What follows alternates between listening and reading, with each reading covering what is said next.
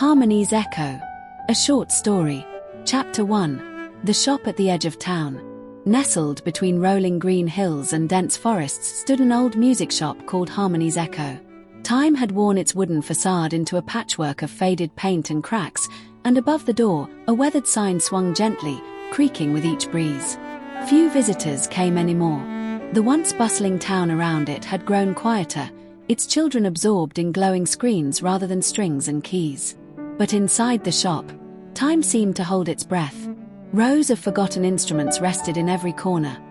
Brass horns dulled by dust, guitars whose strings had long since slackened, a grand piano sitting patiently in the shadows.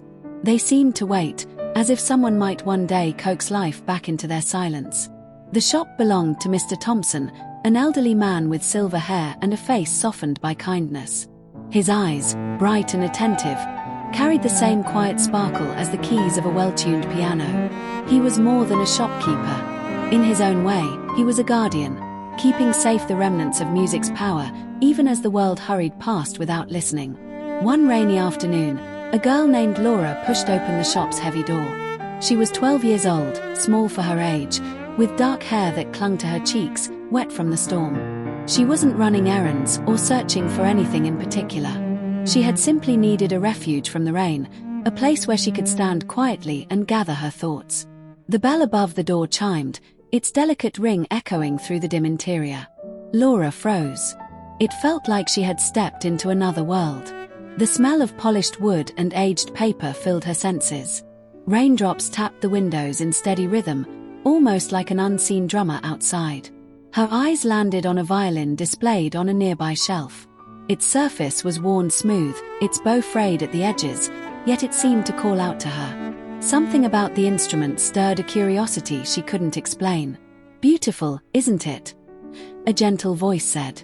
Laura spun around to find Mr. Thompson watching her from behind the counter. His smile was patient, inviting. I don't play," Laura said quickly, embarrassed at being caught staring. "That's the best place to begin," he replied with a soft chuckle.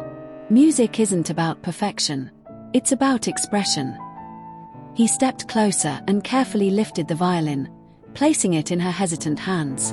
The wood felt cool, the strings taut beneath her fingers. It was both strange and familiar, like holding a secret she had always known but never uncovered. "Go on," he encouraged. "Draw the bow across the strings. See what happens." Her pulse quickened. With trembling hands, she lifted the bow and pressed it gently across the strings. A low, wavering note filled the shop, imperfect, almost broken, yet hauntingly beautiful. It hung in the air like a whisper, making the silence afterward feel alive. Laura lowered the bow, startled by the sound she had made. "That," Mr. Thompson said, eyes twinkling, "is the beginning of something wonderful.